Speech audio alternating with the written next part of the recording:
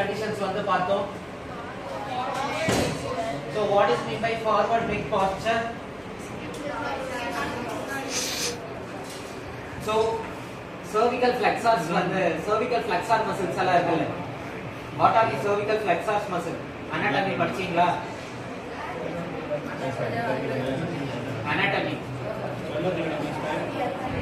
Cervical flexor muscles. ஒரு muscle மட்டும் நான் சொல்றேன், மிச்சம் நீங்களே படிச்சுக்கோங்க. பிளாட்டிஸ்மா, பிளாட்டிஸ்மா, ஓகே. பிளாட்டிஸ்மான்னு ஒரு மசில் இருக்கு. அது வந்து பாத்தீங்கன்னா cervical neck flexor muscle one of the muscle, ஓகேங்களா? சோ இந்த cervical flexor muscles எல்லாம் வந்து டைட்டன் ஆகி cervical extensor muscles எல்லாம் வீக்கரா இருந்துச்சுன்னா நம்மளோட பாடி வந்துட்டு நம்மளோட cervical position வந்து பாத்தீங்கன்னா forward neck க்கு போயிடும். ஓகே, என்ன சொல்றீங்க? Splenius capitis. Very good. Splenius capitis. Camera தலை. ஓகேங்களா? So forward neck posture னா என்ன?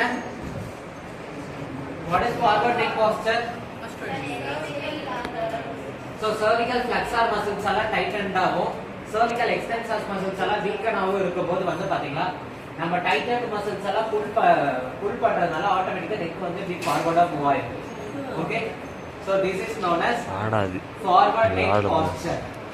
ஓகே, then neck லெவல்ல இது, அப்புறம் thorax லெவல், then shoulder லெவல்ல என்ன பார்த்தோம்? So what is meant by rounded shoulder? நாட்னாடும் ஓரளவுக்கு கை ஆடும் தெரியுமா இருக்கும். சோ நார்மலா வந்து பாத்தீங்கன்னா ஷோல்டர் வந்து பாத்தீங்கன்னா வைட் அப்பார்ட்டா இருக்கும். அதே ரவுண்டட் ஷோல்டர்ஸ்ல வந்து பாத்தீங்கன்னா ஷோல்டர் வந்துட்டு ஆன்டீரியரா வந்துட்டு மூவ் ஆகும். ஓகேங்களா? சோ ஆன்டீரியரா மூவ் ஆகுறது போஸ்டர் வந்துட்டு ஆன்டீரியரா போயிடும். ரவுண்டடா சைடு வியூல வந்து பாக்கும்போது வந்து பாத்தீங்கன்னா ஷோல்டர்ஸ் வந்து ரவுண்டடா தெரியும், இப்படி இருக்கும். நிறைய பேர் பாத்தீங்கன்னா நிக்கிறப்ப இப்படி எல்லாம் நிப்பாங்கல. சோ இதெல்லாம் வந்து பாத்தீங்கன்னா ரவுண்டட் ஷோல்டர் இருக்கிறதுனால தான்.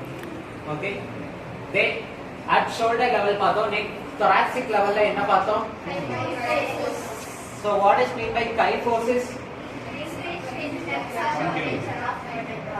Kyphosis ஒரு முக்கியமான क्वेश्चन. ஓகே, so kyphosis னா என்ன? So நார்மலா வந்து பாத்தீங்கன்னா நார்மலாவே thoracic vertebra ல வந்து பாத்தீங்கன்னா flexed positionல இருக்கும். அதுல இருந்துட்டு எக்ஸ்ட்ரீம் ஃபிளெக்ஸ்டு பொசிஷனுக்கு போகும்போது அந்த கண்டிஷனுக்கு பேர் என்ன சொல்லுவாங்கன்னு பாத்தீங்கன்னா கைபோசிஸ் னு சொல்லுவாங்க. ஓகேங்களா? தென் நெக்ஸ்ட் லம்பர் ரீஜன்ல இப்படி இருக்கும் lordosis. So what is mean by lordosis? Extreme concave so extreme concave posture in the lumbar region வந்து பாத்தீங்கன்னா என்ன சொல்லுவோம்?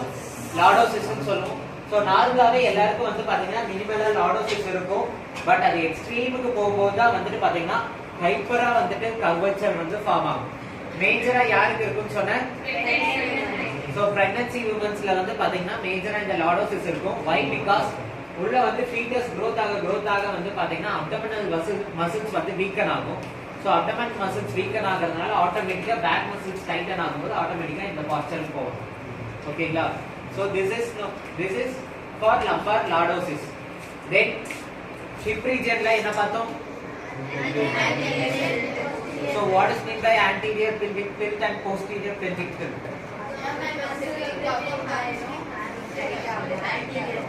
So நார்மலா இருக்கும்போது hip நார்மல் பொசிஷன்ல இருக்கும்போது இந்த மாதிரி இருக்கும். அதே anterior pelvic tilt இருக்கிறவங்க பாத்தீங்கன்னா pelvic வந்துட்டு anterior-ஆ tilt ஆகும்.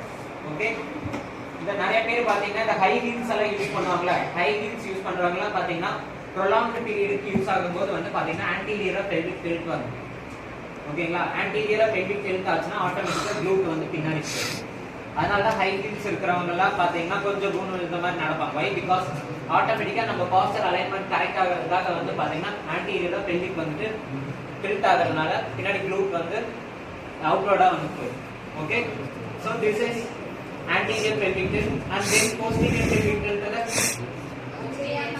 back tight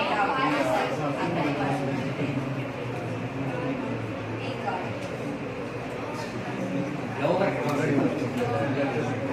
சரி, அதே போஸ்டீரியர் பெல்விக் டில்ட்ல வந்து பாத்தீங்கன்னா பெல்விஸ் வந்து போஸ்டீரியர் டில்ட் ஆயிடுச்சுன்னா ஹியூமன்